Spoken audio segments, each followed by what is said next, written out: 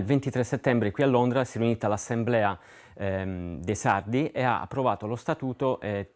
anche il direttivo. Il direttivo che si è creato poi, si è formato il 30 di settembre, ha diciamo, l'incarico di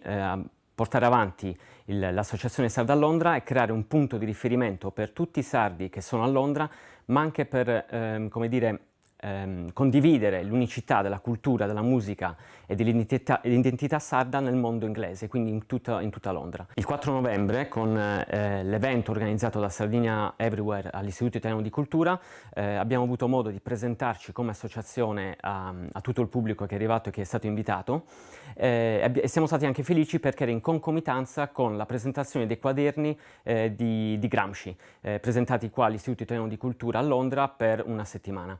L'incontro è stato una grande occasione per incontrare altri sardi e per avere altre prospettive per come loro vogliono vedere l'associazione in futuro che si è creata qua a Londra. Gli obiettivi principali dell'associazione sono quelli di creare un punto di riferimento per i sardi a Londra, quello di come dire, condividere l'unicità della cultura sarda con tutto il popolo inglese e sardo che si trova a Londra, ma soprattutto è quello di mettere in collegamento non solo l'associazione sarda